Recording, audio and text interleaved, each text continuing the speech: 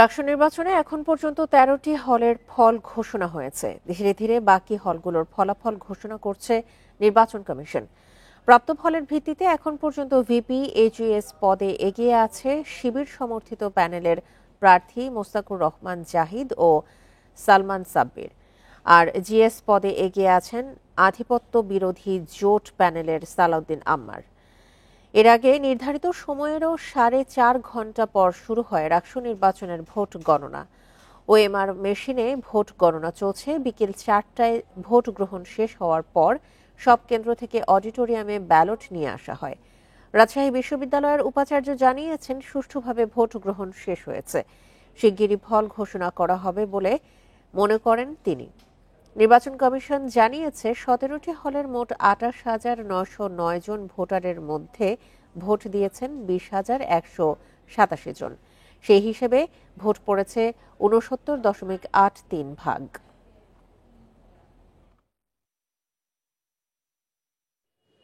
উৎসবমুখর পরিবেশ ছিল এবং তারা নির্ভয়ে নির্দ্বিধায় তাদের মতামত তারা ব্যালটের মাধ্যমে প্রকাশ করেছে এবং এর ফলে আমার মনে হয় যে রাজশাহী বিশ্ববিদ্যালয়ে নতুন করে গণতান্ত্রিক মূল্যবোধ চর্চার একটা সুযোগ তৈরি হলো আর কি।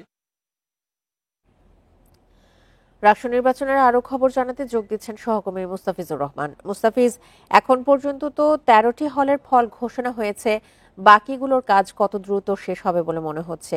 কি অবস্থা দেখতে পাচ্ছেন?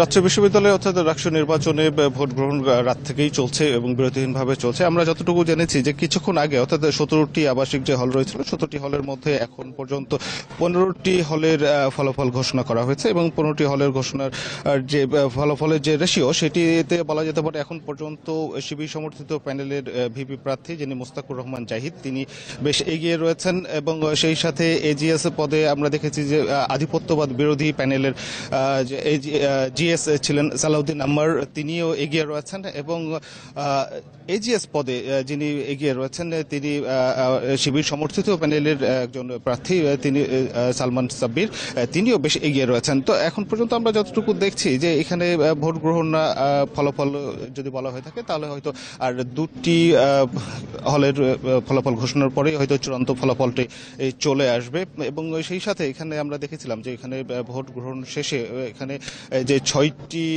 মেশিন রয়েছে, ৬টি মেশিনে ভোট গণনা চলছে এবং মেশিনগুলোর ক্ষমতা বলা হচ্ছিল, ধারণ ক্ষমতা বলা হচ্ছিল সর্বোচ্চ ১,০০০ থেকে ১,২০০ ঘন্টায় ১,০০০ থেকে ১,২০০ ভোট তারা কাউন্ট করতে পারবে। তো এখন পর্যন্ত যেটি বিশ্ববিদ্যালয় প্রশাসন থেকে শুরু করে নির্বাচন কমিশন যে বিষয়টি বলেছিলেন যে তারা যত দ্রুত সম্ভব তারা ফলাফলটি তারা ঘোষণা করতে চান। তো এখন বর্তমান যে অবস্থায় সেটিতে হয়তো সর্বোচ্চ ঘণ্টাখানিক সময় লাগতে পারে, এরপরে হয়তো সেই চূড়ান্ত ফলাফলটি রাজশাহী বিশ্ববিদ্যালয় বা নির্বাচন কমিশন ঘোষণা করতে পারবেন এবং সেই সাথে কাঙ্ক্ষিত ফলাফল দীর্ঘ ৩৫ বছরের প্রতীক্ষার পরে রাজশাহী বিশ্ববিদ্যালয়ের শিক্ষার্থীরা তাদের প্রতিনিধি কে হচ্ছেন সেটি হয়তো তারা জানতে পারবেন। তো এখন পর্যন্ত আমরা যতটুকু দেখেছি যে এখানে নির্বাচন কমিশন এবং সেই সাথে যারা নির্বাচনের প্রার্থীরা ছিলেন কেউ এখন পর্যন্ত কোনো অভিযোগ করেনি কোনো বিষয় নিয়ে, অর্থাৎ নির্বাচনে কোনো পক্ষপাতিত্বর বিষয়টি নিয়ে হোক অথবা ভোট গণনার ক্ষেত্রে বা ভোট প্রদানের ক্ষেত্রে পোলিং এজেন্ট থেকে কোনো এখন পর্যন্ত নির্বাচন নিয়ে কোনো প্রার্থী থেকে কোনো যে ১১টি প্যানেল, এবার রাষ্ট্র নির্বাচন ১১টি প্যানেল অংশগ্রহণ করেছিল, সেই সাথে স্বতন্ত্র প্রার্থীরাও ছিল। এখন পর্যন্ত আমরা দেখেছি যে প্রশ্নহীন নির্বাচন কমিশন যে বিষয়টি উল্লেখ করছিলেন যে তারা একটি প্রশ্নহীন নির্বাচন অনুষ্ঠান করতে চান, সেই লক্ষ্যে তারা কাজ করছিলেন এবং সেই সাথে গতকালকে রাবি উপাচার্য গণমাধ্যম কর্মীদের সঙ্গে কথা বলেছিলেন এবং তিনি বলছিলেন যে অংশগ্রহণমূলক ও প্রতিদ্বন্দ্বিতামূলক একটি নির্বাচন তিনি করতে চান এবং রাজশাহী বিশ্ববিদ্যালয় অর্থাৎ রাকসু নির্বাচন অন্যান্য বিশ্ববিদ্যালয় থেকে একটি দৃষ্টান্ত স্থাপন করতে চান, এটি রাজশাহী বিশ্ববিদ্যালয় বা উপাচার্যর আশ্বাস দিয়েছিলেন এবং তিনি বলছিলেন যে তিনি গতকালকে বলছিলেন যে তিনি যে কমিটমেন্টটা করেছিলেন তার কমিটমেন্টে তিনি শতভাগ আত্মবিশ্বাসী এবং সেটিরই প্রতিশ্রুতি তিনি যেটি করেছিলেন সেটি প্রতিফলিত হচ্ছে এটি বলা যেতে পারে। কারণ এখন পর্যন্ত প্রশ্নহীনভাবেই আমরা গণমাধ্যম কর্মীরা গতকাল থেকে নির্বাচন কমিশন থেকে শুরু করে এখানে যারা কাজ করছে প্রত্যেকেই কিন্তু আমরা যে পর্যবেক্ষণ এখানে নির্বাচন কমিশনের পর্যবেক্ষণের একটি টিমও ছিল, পর্যবেক্ষণ যে টিম ছিল, যে দলটি ছিল, তারাও কিন্তু নির্বাচন নিয়ে কোনো প্রশ্ন তোলেন নেই এবং নির্বাচনে যে অংশগ্রহণ এটিও কিন্তু সন্তোষজনক ছিল। এটি নির্বাচন কমিশনের পক্ষ থেকে দাবি করা হচ্ছে। সেই সাথে পর্যবেক্ষক যে দলটি ছিল তারাও কিন্তু বলছেন। তো এখন পর্যন্ত আমরা দেখছি সেই সাথে এইখানে ঠিক হচ্ছে বিশ্ববিদ্যালয়ের নজরুল ইসলাম অডিটোরিয়ামে যেখানে ফলাফল ঘোষণা করা হচ্ছে, এখানে সকল ছাত্র বা এখানে শুধুমাত্র প্রার্থী বা তাদের প্রতিনিধি, মূলত প্রার্থীদের প্রতিনিধি তারাই এখানে আসছে, এখানে অবস্থান করছেন। কিন্তু ক্যাম্পাসের বাইরে বড় সংখ্যক শিক্ষার্থী বা সমর্থক যারা রয়েছেন, যারা প্রতিদ্বন্দ্বিতা করছেন নির্বাচনে, তারা কিন্তু অবস্থান করছেন ঠিক রাত জেগেই তারা অবস্থান করছেন এবং বেশ কয়েকটি জায়গায় এলইডি স্ক্রিনে কিন্তু এই ফলাফলটি সরাসরি দেখানো হচ্ছে। অর্থাৎ এখানে ফলাফল গণনা নিয়ে বা ঘোষণা নিয়ে এখানে যেন কোনো কারচুপির বিষয় না থাকে সে বিষয়টি এখানে নিশ্চিত করার জন্য, অর্থাৎ নির্বাচনের ফলাফলের স্বচ্ছতা নিয়ে আসার জন্যই মূলত এটি করা হচ্ছে। এটি নির্বাচন কমিশনের পক্ষ থেকে বলা হচ্ছিল যে নির্বাচন যেন কোনোভাবেই কোনো প্রশ্ন না ওঠে, সেটি ভোট গ্রহণ থেকে শুরু করে ফলাফল ঘোষণা, এমনকি ফলাফলের প্রক্রিয়া নিয়ে এখানে কথা উঠছিল যে মেশিন মাত্র 6টি রয়েছে এবং রাজশাহী বিশ্ববিদ্যালয়ের রাকসু নির্বাচনে ভোটার সংখ্যা রয়েছে 28,901 জন, অর্থাৎ বেশ বড় সংখ্যক একটি ভোটার রয়েছে। এটি ভোট গণনা করতে কত সময় লাগতে পারে, অনেকেই উদাহরণ হিসেবে জাকসুর উদাহরণটি টেনেছিলেন যে জাকসুতে অনেক সময় লেগেছিল এবং সেটি নিয়ে বেশ একটি অনাকাঙ্ক্ষিত পরিস্থিতি উদ্ভব হয়েছিল। রাবিতে কি হবে বা রাকসুতে কি হবে এটি নিয়ে কিন্তু অনেকেরই প্রশ্ন ছিল। তবে সেই সব প্রশ্ন জল্পনা কল্পনার অবসান বলা যেতে পারে এবং রাজশাহী বিশ্ববিদ্যালয় থেকে এখন পর্যন্ত আমরা যতটুকু দেখেছি যে 17টি হলের মধ্যে ভিপি পদে যেমন শিবির সমর্থিত প্যানেলের ভিপি প্রার্থী তিনি এগিয়ে রয়েছেন এবং জিএস পদে সম্মিলিত এখানে আধিপত্যবাদ বিরোধী যে জিএস প্রার্থী ছিলেন সালাউদ্দিন আম্মার, তিনি এগিয়ে রয়েছেন এবং এজিএসেও কিন্তু শিবির সমর্থিত প্যানেলের সালমান সাব্বির তিনি বেশ এগিয়ে রয়েছেন। তো এবং অন্যান্য যে পদগুলো রয়েছে, অর্থাৎ এখানে আমরা দেখেছিলাম যে 23টি পদের বিপরীতে 247 জন প্রার্থী তারা প্রতিদ্বন্দ্বিতা করছিলেন। এখন পর্যন্ত যে রেশিও যেটি বলছে সেটি এখন পর্যন্ত, এবং সেই সাথে চূড়ান্ত ক্ষণ হয়তো আমরা অল্পক্ষণের মধ্যেই জানিয়ে দিতে পারবো যে আসলে কোন প্যানেলটি বা কোন প্রার্থীগুলো এবার রাকসু নির্বাচনে নির্বাচিত হচ্ছেন বা তারা আগামীতে প্রতিনিধিত্ব করবেন বা শিক্ষার্থীদের প্রতিনিধি নির্বাচিত হচ্ছেন। তো এখন পর্যন্ত বলা যেতে পারে যে সুষ্ঠুভাবেই ভোট গ্রহণ থেকে শুরু করে ভোট গণনার প্রক্রিয়া সুষ্ঠুভাবে চলছে। আর নিরাপত্তার প্রসঙ্গে যদি বলা হয়ে থাকে, তো নিরাপত্তার প্রসঙ্গে আমরা দেখেছি যে রাজশাহী বিশ্ববিদ্যালয়ের নিরাপত্তা এখানে প্রায় 2300 পুলিশ সদস্যর পাশাপাশি এখানে র্যাব রয়েছে, স্ট্রাইকিং ফোর্স হিসেবে বিজেপি মোতায়েন রয়েছে এবং সেই সাথে বলা হচ্ছে যে রাজশাহী বিশ্ববিদ্যালয়ের সাথে সাথে রাজশাহী বিশ্ববিদ্যালয়ের বাইরের কোনো যেন স্পর্শকাতর যে স্থানগুলো রয়েছে সেগুলোতে কিন্তু আইন শৃঙ্খলা বাহিনীর নজরদারি রয়েছে। অর্থাৎ যে কোনো পরিস্থিতি, অনাকাঙ্ক্ষিত পরিস্থিতি এড়াতে আইন শৃঙ্খলা বাহিনীর পর্যাপ্ত সদস্য মোতায়েন রয়েছে এবং সবকিছু এখন পর্যন্ত নিরাপত্তার বিষয় থেকে আইন শৃঙ্খলা বাহিনীর পক্ষ থেকে বলা হচ্ছে যে নিরাপত্তার বিষয়ে তাদের কোনো ছাড় হবে না। সেটি যে কোনো দল মত যেই হোক না কেন, কেউ বিশৃঙ্খলার চেষ্টা করা হলে কোনো ছাড় দেওয়া হবে না। একটি নিরাপত্তা থেকেও বলা হচ্ছে, আইন শৃঙ্খলা বাহিনীর পক্ষ থেকে স্পষ্ট জবাব দেওয়া হয়েছে। তো এই ছিল রাজশাহী বিশ্ববিদ্যালয়ের রাকসু নির্বাচনের ফলাফল ঘোষণা থেকে সর্বশেষ। রাকসু নির্বাচনের 17টি হলের মধ্যে 15টি হলের ফল ঘোষণা করা হয়েছে। এখন পর্যন্ত নির্বাচনের সবশেষ তথ্য নিয়ে জানাচ্ছিলেন আমাদের সহকর্মী মুস্তাফিজুর রহমান। জুলাই সনদের আইনি ভিত্তি দেয়া দরকার বলে মনে করেন ঐকমত্য কমিশনের সহ সভাপতি অধ্যাপক ডক্টর আলী রিয়াজ। বৃহস্পতিবার সন্ধ্যায় জাতীয় সংসদ ভবনের এলডি হলে জুলাই জাতীয় সনদ 2025 স্বাক্ষর অনুষ্ঠানের প্রস্তুতি নিয়ে সংবাদ সম্মেলনে এসব কথা বলেন তিনি। জানান, ঐকমত্য কমিশনের মেয়াদ 31 অক্টোবর পর্যন্ত বাড়ানো হয়েছে। এর মধ্যেই সনদ বাস্তবায়নে কাজ করবে কমিশন। এছাড়া জুলাই সনদে স্বাক্ষর করার সুযোগ পরেও থাকবে বলেও জানান আলী রিয়াজ। জাতীয় ঐকমত্য কমিশনের দীর্ঘ 8 মাসে 3 দফায় 73টি বৈঠক অনুষ্ঠিত হয়। 166টি সংস্কার প্রস্তাব এবং 84টি বিষয়ে ঐকমত্য হয় রাজনৈতিক দলগুলো। অবশেষে চূড়ান্ত হল জুলাই জাতীয় সনদ।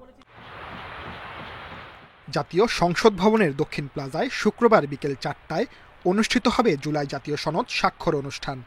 উপস্থিত থাকবেন জাতীয় ঐকমত্য কমিশনের সভাপতি প্রধান উপদেষ্টা ডক্টর মোহাম্মদ ইউনুস। জাতীয় জুলাই সনদ স্বাক্ষর অনুষ্ঠানের সবশেষ প্রস্তুতি নিয়ে বৃহস্পতিবার সন্ধ্যায় সংবাদ সম্মেলন করেন কমিশনের সহসভাপতি ডক্টর আলী রিয়াজ। বলেন, কমিশনের মেয়াদ ৩১ অক্টোবর পর্যন্ত বাড়ানো হয়েছে। এ সময়ের মধ্যেই সনদ বাস্তবায়নের কাজ করবে কমিশন। কমিশনের পক্ষ থেকে সনদ বাস্তবায়নের ক্ষেত্রে সুস্পষ্ট, সুনির্দিষ্ট, পূর্ণাঙ্গ একটি সুপারিশ আমরা সরকারের কাছে উপস্থাপন করব। আলী রিয়াজ আশা প্রকাশ করে বলেন, সব রাজনৈতিক দলই জুলাই সনদে সই করবেন। এছাড়া যারা পরে স্বাক্ষর করতে চান তাদের জন্য সুযোগ থাকবে। এই অংশীদারিত্বের কারণে তারা যদি পরে দিতে চান, আমরা নিশ্চয়ই, আমার মনে হয় যে সেটা অংশগ্রহণের শরিক দল হিসেবে, শরিক হিসেবে তাদের তো সেটা থাকতেই পারে। এ সময় সংস্কৃতি উপদেষ্টা বলেন, সনদ স্বাক্ষরই সবচেয়ে বড় আয়োজন। পাশাপাশি থাকবে জুলাই সনদের পটভূমি নিয়ে তথ্যচিত্র। সবচেয়ে বড় আয়োজন তো আসলে জুলাই সনদ নিজে। জুলাই সনদে আমি আজকে নিজেও একটু পড়াশোনা করছিলাম যে আমরা একটা ছোট্ট ভিডিওর মধ্যে দিয়ে দেখানোর চেষ্টা করব যে আমরা কোথা থেকে এখানে আসলাম এবং এই জুলাই সনদ আসলে আমাদেরকে কি দিবে। ৬টি সংস্কার কমিশনের ৮৪টি সংস্কার প্রস্তাব নিয়ে তৈরি হয়েছে জুলাই জাতীয় সনদ। এর আগে চলতি বছরের ফেব্রুয়ারি মাসে জাতীয় ঐকমত্য কমিশন গঠন করে সরকার। কমিশন ১৫ ফেব্রুয়ারি থেকে কাজ শুরু করে। Sajjad Hossain, independent news, Dhaka. Note of ডিসেন্টগুলো লিপিবদ্ধ হলে বিএনপি জুলাই সনদে স্বাক্ষর করবে বলে জানিয়েছেন দলটির মহাসচিব মির্জা ফখরুল ইসলাম আলমগীর। বৃহস্পতিবার সন্ধ্যায় ঠাকুরগাঁওয়ের রানীশংকৈল বন্দর এলাকায় উপজেলা বিএনপি আয়োজিত পথসভায় তিনি এই কথা বলেন। মির্জা ফখরুল বলেন, বিএনপি অবশ্যই জুলাই সনদে স্বাক্ষর করবে যদি তাদের দল যা বলেছে তা লিপিবদ্ধ করা হয়। যেগুলোতে ভিন্ন মত দেয়া হয়েছে সেসব থাকে। সবাইকে অপেক্ষা করার পরামর্শ দিয়ে ফখরুল বলেন, বিএনপি গণভোট মেনে নিয়েছে, জাতীয় নির্বাচনের দিন গণভোট হবে। জুলাই সনদে বিএনপি অত্যন্ত ইতিবাচক ভূমিকা পালন করছে বলেও মনে করেন তিনি। জনগণ পিয়ার পদ্ধতি বোঝে না বলে মন্তব্য করেন বিএনপি মহাসচিব। আমরা মনে করি যে আমরা অবশ্যই সনদে স্বাক্ষর করব যদি আমাদের যে কথাগুলো আমরা বলেছি সেগুলোকে যদি লিপিবদ্ধ করা হয় এবং যেগুলোতে আপনার কনসেন্ট দেয়নি, নোট অফ ডিসেন্ট দিয়েছি, সেগুলো যদি লিপিবদ্ধ করা হয়। জুলাই সনদ স্বাক্ষর অনুষ্ঠানে অংশগ্রহণ না করার ঘোষণা দিয়েছে জাতীয় নাগরিক পার্টি এনসিপি। রাত ২টার দিকে সংগঠনটির ফেসবুক পেজে এই ঘোষণা দেওয়া হয়। দলের সিনিয়র যুগ্ম আহ্বায়ক ও রাজনৈতিক লিয়াজো প্রধান আরিফুল ইসলাম আদিব বার্তায় লিখেছেন, যেহেতু এই স্বাক্ষর অনুষ্ঠানের মধ্য দিয়ে আইনি ভিত্তি অর্জন হবে না, এটা কেবল আনুষ্ঠানিকতা, তাই আইনি ভিত্তির পূর্বে এই ধরনের আনুষ্ঠানিকতা জুলাই ঘোষণাপত্রের মতো আরেকটি একপাক্ষিক দলিলে রূপান্তর হবে। তবে ঐকমত্য কমিশন যেহেতু সময় বৃদ্ধি করেছে, ঐকমত্য কমিশনের পরবর্তী প্রক্রিয়ায় অংশগ্রহণ করে এনসিপি তাদের অবস্থান তুলে ধরবে। দাবি পূরণ হলে পরবর্তীতে দল স্বাক্ষর করবে বলেও জানানো হয় ফেসবুকে। এদিকে আজ বিকেলে জাতীয় সংসদ ভবনের দক্ষিণ প্লাজায় জুলাই সনদ স্বাক্ষর অনুষ্ঠানের আয়োজন করেছে অন্তর্বর্তী সরকার। তার কয়েক ঘন্টা আগে এই অনুষ্ঠানে অংশ না নেওয়ার সিদ্ধান্ত জানালো এনসিপি। এইচএসসি ও সমমান পরীক্ষায় এবার ফল বিপর্যয় ঘটেছে। গত ২০ বছরের মধ্যে এবার পাশের হার সবচেয়ে কম। ১১টি শিক্ষা বোর্ডে গড় পাশের হার ৫৮.৮৩%। অকৃতকার্য হয়েছে ৫ লাখেরও বেশি শিক্ষার্থী। শিক্ষাবিদরা বলছেন, বিগত বছরগুলোর অতিরঞ্জিত ফলাফল শিক্ষার মান নষ্ট করেছে। এবছর ভালো মূল্যায়ন হওয়ায় পাশের হার কমেছে। বৃহস্পতিবার সকালে দেশের ১১টি শিক্ষা বোর্ডে প্রকাশিত হয় এইচএসসি ও সমমান পরীক্ষার ফলাফল। গত ২০ বছরের মধ্যে এবার পাশের হার সর্বনিম্ন। অকৃতকার্য হয়েছে ৫ লাখেরও বেশি শিক্ষার্থী। এছাড়া জিপিএ 5 পাওয়া শিক্ষার্থীর সংখ্যাও কমেছে। প্রকাশিত ফলাফল বিশ্লেষণে দেখা যায়, এবছর সবচেয়ে বেশি শিক্ষার্থী অকৃতকার্য হয়েছে ইংরেজিতে। অধিকাংশ শিক্ষা বোর্ডে ইংরেজিতে পাশের হার ৬০%-এরও কম। শুধু ঢাকা ও বরিশাল বোর্ডের শিক্ষার্থীদের ইংরেজিতে পাশের হার ৭০%-এর ঘরে। এরা মোবাইল ডিভাইসে আসক্ত এবং এরা সেন্টেন্সগুলো যে লেখে এই লেখার মধ্যে ওরা ওদের মতো করে কমিউনিকেট করে, কিন্তু এটা তো লেখার মানে পরীক্ষায় পাশ করার জন্য তো আপনাকে একটা স্ট্রাকচার ফলো করতে হয়, একটা কাঠামো ফলো করতে হয় না। এবছর অকৃতকার্য শিক্ষার্থীর হার 41.17%। দেশের 202টি শিক্ষা প্রতিষ্ঠানে কেউ পাশ করেনি। গত বছর শতভাগ ফেল করার শিক্ষা প্রতিষ্ঠানের সংখ্যা ছিল 65। নম্বর ছাড় দেয়া, ওভারমার্কিং বা পাশের হার বাড়ানোর কোনো নির্দেশনা ছিল না, তাই রাজনৈতিক প্রভাবমুক্ত হয় এমন ফল মনে করছেন বিশেষজ্ঞরা। ফ্যাসিবাদ সরকারের আমলে আমাদের শিক্ষা ব্যবস্থার মধ্যে বিশেষ করে পরীক্ষার সিলেবাস এবং পাশের নীতিমালা প্লাস হলো যে সরকারের মন্ত্রণালয় এবং শিক্ষা বোর্ড থেকে নানা রকমের নির্দেশনা প্রদান করা হতো, যাতে করে আমাদের শিক্ষার্থীরা কম ফেল করে ভালো ফলাফল দেখালে রাজনৈতিক সরকারের নানা রকমের বেনিফিট হয়। এমন ফলাফল শিক্ষা ব্যবস্থার দীর্ঘদিনের ঘাটতির প্রতিফলন বলে মনে করছেন শিক্ষাবিদরা। নিরপেক্ষ ও সঠিক মূল্যায়ন শিক্ষা ব্যবস্থার মানোন্নয়নে ভূমিকা রাখবে বলে মনে করছেন তারা। কয়েক বছর যদি আমরা এরকম ভাবে মূল্যায়ন করতে পারি, হয়তো সাময়িকভাবে আমরা দেখব যে একটা অংশ উত্তীর্ণ হতে পারছে না, তারা ঝরে যাচ্ছে, কিন্তু এটি আসলে আমাদের ভবিষ্যতের পড়াশোনার জন্য, পড়াশোনার মানের জন্য এটি। এবছর পাশের হার 58.83%। মোট জিপিএ 5 পেয়েছে 69,097 জন শিক্ষার্থী। আফসানা আফরোজ জুই, ইন্ডিপেন্ডেন্ট নিউজ, ঢাকা। চট্টগ্রাম ইপিজেডে চিকিৎসা সরঞ্জাম তৈরির কারখানায় আগুন এখনও জ্বলছে। নিয়ন্ত্রণে ফায়ার সার্ভিসের 23টি ইউনিটের পাশাপাশি সেনা ও নৌ সদস্যরা কাজ করছে। এ বিষয়ে আরও জানাতে চট্টগ্রাম থেকে যোগ দিচ্ছেন সহকর্মী আহসান রিটন। এখন পর্যন্ত আগুনের সবশেষ তথ্য নিয়ে জানাবেন। যারা আগুন নেভানোর কাজে ব্যস্ত আছেন বা ফায়ার সার্ভিস কর্মীরা, তারা কি বলছেন?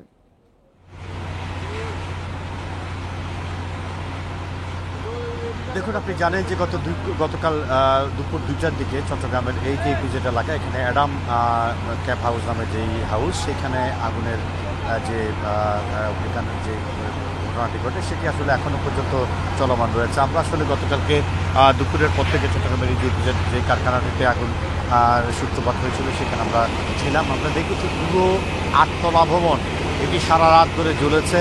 এখনো পর্যন্ত কারখানার ভেতরে কোথাও কোথাও আগুনের যে লেলিহান শিকা সেটি দেখা যাচ্ছে এবং সেটিকে সম্পূর্ণ নির্বাপন করার জন্য ফায়ার সার্ভিসের পক্ষ থেকে আমরা দেখছি এখনো পর্যন্ত পানি ছেটানো হচ্ছে। আমরা একটু বলে রাখি যে আমরা আসলে ইতিমধ্যে কয়েক দফা ফায়ার সার্ভিসের সঙ্গে কথা বলেছি, আসলে আগুনের সূত্রপাত কীভাবে এবং কী পরিমাণ ক্ষয়ক্ষতি হয়েছে সেটি জানার জন্য চেষ্টা করছিলাম, কিন্তু ফায়ার সার্ভিস যেটি বলছে সেটি হচ্ছে আগুন সম্পূর্ণ নিভে যাওয়ার আগ পর্যন্ত আসলে এই বিষয়গুলো বলা মুশকিল।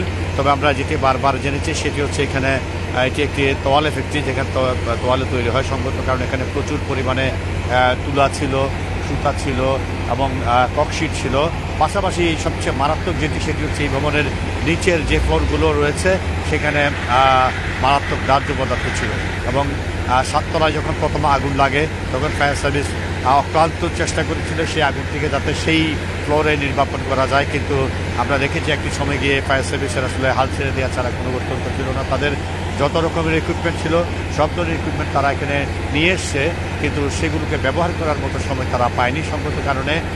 একটা সময় গিয়ে এই বিল্ডিংটিকে জ্বলতে দেওয়া ছাড়া তাদের কোনো পথ ছিল না। তো আমরা আসলে সকালে বেশ কিছুক্ষণ আগে এসেছি, ফায়ার সার্ভিসের সাথে কথা বলেছি, তারা বলছেন যে আগুন এখন অনেকটাই তারা বাগে আনতে পেরেছেন, কিন্তু এখনো পর্যন্ত পরিপূর্ণভাবে নিয়ন্ত্রণে এসছে কিংবা নির্বাপন হয়েছে সেটি বলা যাবে না। আমরা এখানে গতকালকে যারা আশপাশে এই ঘটনার সময় ছিলেন তাদের সাথে কথা বলেছে, তারা যেটি বলেছেন যে গতকালকে দুপুর 12টার পর থেকে আসলে একটু ধোঁয়া দেখা যাচ্ছিল এবং 2টার পর থেকে আসলে প্রচণ্ড আগুন দেখা যায় 7তলায় এবং সেই পরবর্তীতে আসলে ফায়ার সার্ভিস আসে। প্রথমে 1টি করে আস্তে আস্তে 19টি ইউনিট সেখানে কাজ দেয় এবং সর্বশেষ আমরা যেটি জেনেছি সেটি হচ্ছে চট্টগ্রাম শহরের বিভিন্ন ফায়ার সার্ভিসের বিভিন্ন স্টেশনের 26টি ইউনিট তারা তাদের যত রকমের যন্ত্রপাতি আছে সব কিছু নিয়ে তারা এখানে এসেছে এবং আমরা দেখছি যে তাদের অক্লান্ত পরিশ্রমের ফলে আগুনকে আসলে কিছুটা নিয়ন্ত্রণ আনতে পেরেছে। আশঙ্কার বিষয় যে ছিল একটি সময় গিয়ে ফায়ার সার্ভিস যেটি চিন্তা করেছে সেটি হচ্ছে আগুন যেহেতু নেভানো যাচ্ছে না কিংবা নিয়ন্ত্রণ আনা যাচ্ছে না, সঙ্গত কারণে তারা চেষ্টা করছে আশপাশের যে সমস্ত ভবনগুলো রয়েছে সেই ভবনগুলো আসলে কোনো না কোনো কারখানা, অর্থাৎ কোনোটি পোশাক কারখানা, কোনোটি লেদার কারখানা, কোনোটি জুতা তৈরির কারখানা, অর্থাৎ প্রতিটি ভবন, এখানে আপনি যতগুলো ভবন দেখতে পাচ্ছেন কোনোটি কিন্তু আবাসিক নয়, সবগুলো বাণিজ্যিক ভবন এবং এখানে প্রতিদিন লক্ষ লক্ষ শ্রমিক কাজ করে।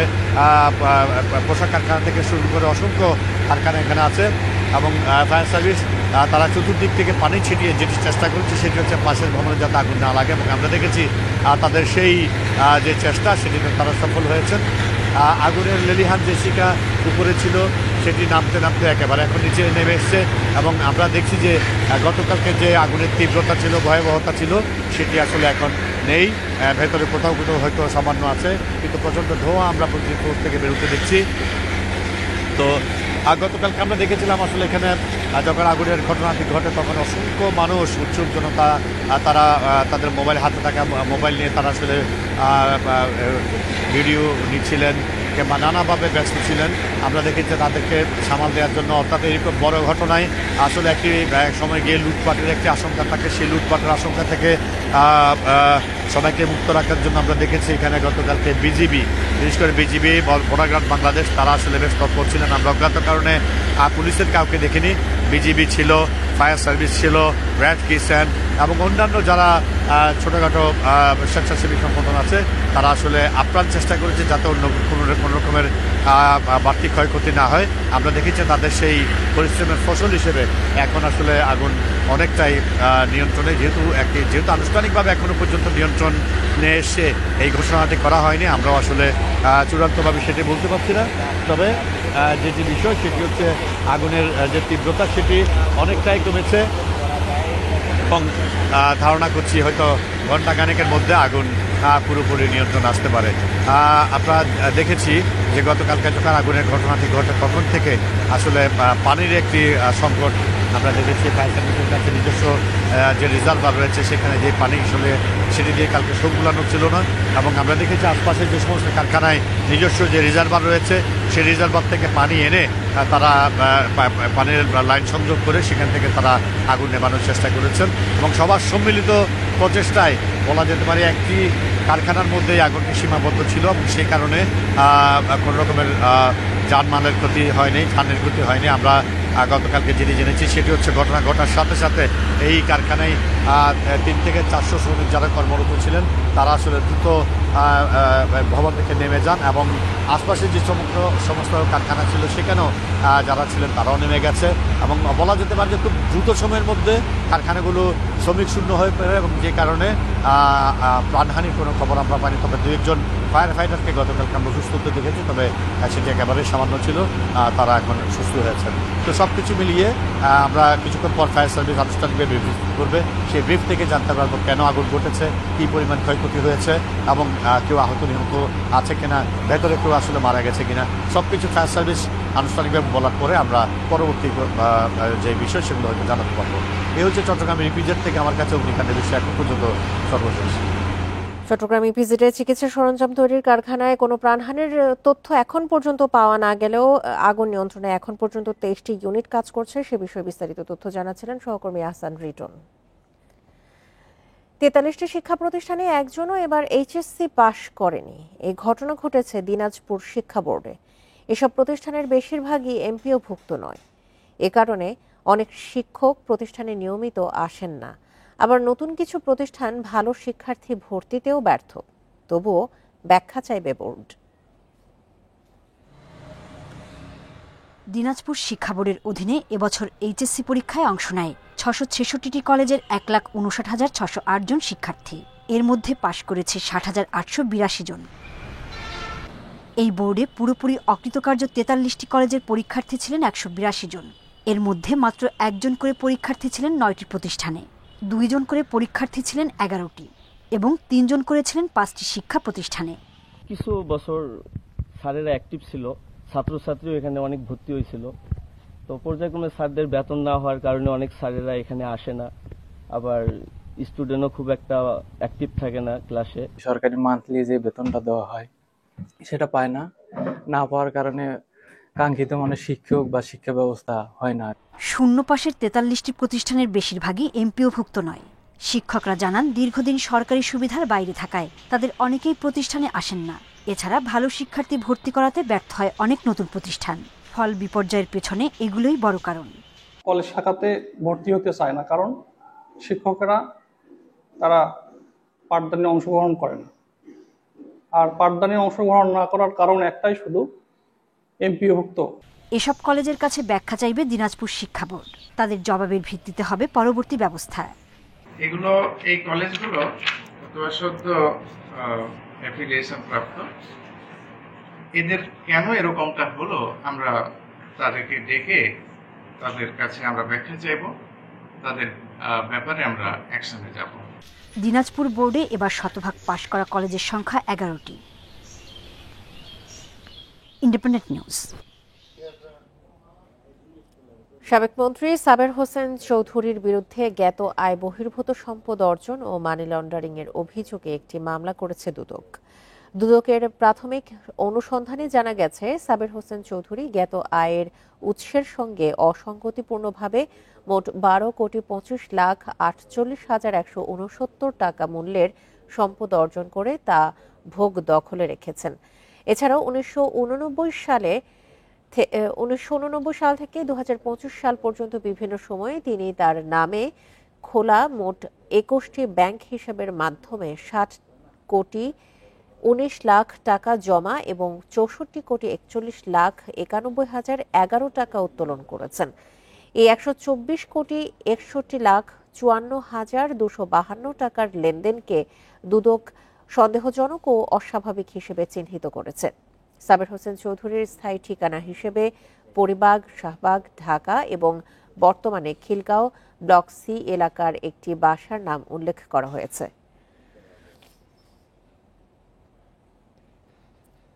যমুনা অভিমুখে লং মার্চ স্থগিত করে আজ দুপুর থেকে আমরণ অনশনের ঘোষণা দিয়েছেন এমপিওভুক্ত শিক্ষকরা। দাবি আদায় না হলে রোববার থেকে শিক্ষা প্রতিষ্ঠানে পাঠদান বন্ধ রাখার ঘোষণা দিয়েছেন তারা। এদিকে 25শে অক্টোবর পর্যন্ত আন্দোলন স্থগিত করেছে শিক্ষক কর্মচারী ঐক্য পরিষদ। কেন্দ্রীয় শহীদ মিনারে বৃহস্পতিবার সকাল থেকে জড়ো হন হাজার হাজার শিক্ষক। দিতে থাকেন নানা স্লোগান। শিক্ষা জাতীয়করণ প্রত্যাশী জোট যখন শহীদ মিনারে অবস্থান নেন, তখন শিক্ষক কর্মচারী ঐক্য পরিষদের নেতারা সংবাদ সম্মেলন করেন প্রেস ক্লাবে। দাবি আদায়ে 25 অক্টোবর পর্যন্ত সময় বেঁধে দেন তারা। দাবি না মানলে 28 অক্টোবর থেকে লাগাতার আন্দোলনের হুঁশিয়ারি তাদের।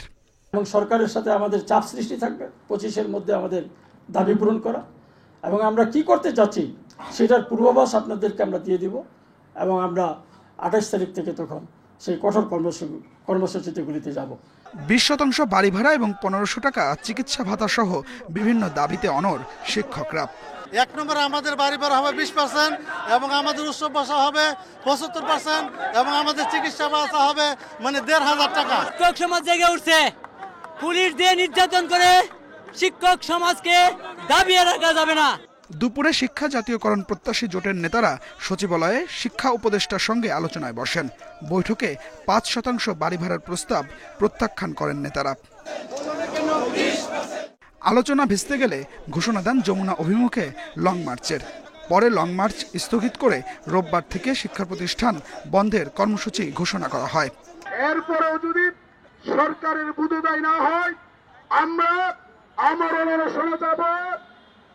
এরপরেও যদি আমাদের প্রতি সরকারের কোনো দয়া না হয়, আমরণ অনশন করতে করতে আমরা শিক্ষকরা এখানেই মৃত্যুবরণ করব। এমপিওভুক্ত শিক্ষকদের সাথে একাত্মতা জানিয়েছে বিভিন্ন রাজনৈতিক দল। Adilur Rahman, independent news, Dhaka. পাল্টে যাচ্ছে স্থলবন্দর বেনাপোল রেল স্টেশনের চিত্র। আমদানি বাণিজ্য আরও গতিশীল করতে 40 কোটি টাকা ব্যয়ে নির্মিত হচ্ছে 8 লাইনের রেল ইয়ার্ড লাইন। আগামী ডিসেম্বরের মধ্যে শেষ হবে কাজ, বলছে রেল কর্তৃপক্ষ। বেনাপোল বন্দর দিয়ে রেলপথেও বেড়েছে ভারত থেকে পণ্য আমদানি। এরই ধারাবাহিকতায় স্টেশনটিতে 40 কোটি টাকা ব্যয়ে 8 লাইনের একটি নতুন রেল ইয়ার্ড লাইন নির্মাণের কাজ চলছে। রেল স্টেশনের এই অবকাঠামোগত উন্নয়ন প্রকল্প গ্রহণ করায় খুশি যাত্রীসহ স্থানীয়রা। 7-8টা শেড হবে, এতে কর্মস্থান আমাদের ভালো হবে। অত্র অঞ্চলের অনেকেরই উপকার হবে, ভালো হবে, একটা কর্মসংস্থান বাড়বে। প্রকল্পের কাজ জোর গতিতে চলছে, তবে বৃষ্টির কারণে বর্তমানে কাজ কিছুটা কম বলছেন রেল শ্রমিকরা। যে দ্রুত কাজ চলতেছে, অল্প কিছু দিনের ভিতরে আর কি কাজ শেষ হবে। এই রেলের কাজ দুরস্ত হচ্ছে, দেখে আমরা খুব খুশি। রেল কর্তৃপক্ষ জানায় প্রথম পর্যায়ে 2700 ফুট দৈর্ঘ্য এবং 60 ফুট প্রস্থ রেল ইয়ার্ডের 6 লাইনের কাজ চলছে। পরবর্তীতে হবে 2টি লাইন, সব মিলে দাঁড়াবে 8টি লাইন। এখানে পণ্যবাহী ও যাত্রীবাহী রেলের আপডাউনের গতি নিয়ন্ত্রিত হবে। আগামী ডিসেম্বরের মধ্যে শেষ হবে কাজ। বেনাপোল স্টেশনে ওয়াশফিট নির্মাণের কাজ চলমান রয়েছে। আমরা আশা করব এই কাজগুলো দ্রুত সম্পূর্ণ হলে যাত্রী সেবার মান আরও বৃদ্ধি পাবে। ইয়ার্ডের কাজ দ্রুত শেষ করার দাবি যাত্রী ও স্থানীয়দের। Independent news. সারের কৃত্রিম সংকট বিপাকে কৃষক। প্রয়োজনীয় সার না পেয়ে জমিতে চাষাবাদে দেরি হচ্ছে। কৃষকদের অভিযোগ, সংকট দেখিয়ে নির্ধারিত দামের চেয়ে বেশি দামের সার কিনতে হচ্ছে। আর কৃষি বিভাগ বলছে সার সরবরাহ নিয়ে কোনো সমস্যা নেই। মাঠ জুড়ে এখন বিভিন্ন ফসল চাষ করছেন চাষিরা। উৎপাদন বাড়াতে জমিতে দিতে হবে রাসায়নিক সার, অথচ পর্যাপ্ত সার না পাওয়ার অভিযোগ উঠেছে। সরকার নির্ধারিত দামে কোনো সার না পাওয়ার দাবি নাটোরের কৃষকদের। 5 বস্তা সারের প্রয়োজন হলেও দেওয়া হচ্ছে 1 বস্তা। প্রতি বস্তায় নির্ধারিত দামের চেয়ে বেশি দামে কিনতে হচ্ছে। অভিযোগ করেও মিলছে না ফল।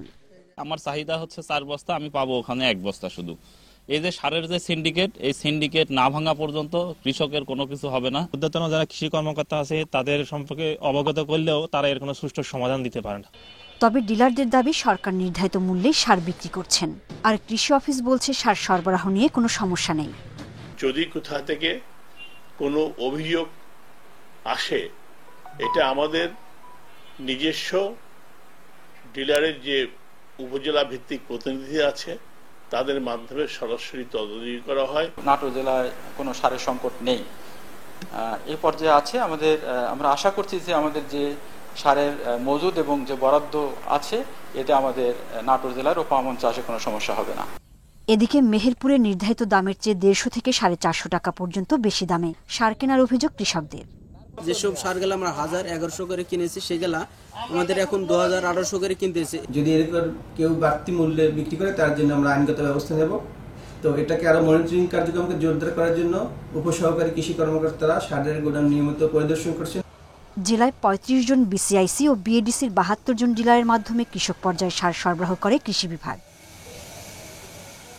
সোহেলি জাহান, ইন্ডিপেন্ডেন্ট নিউজ। এ ছিল ইন্ডিপেন্ডেন্ট সংবাদে আমন্ত্রণ পরের আয়োজন।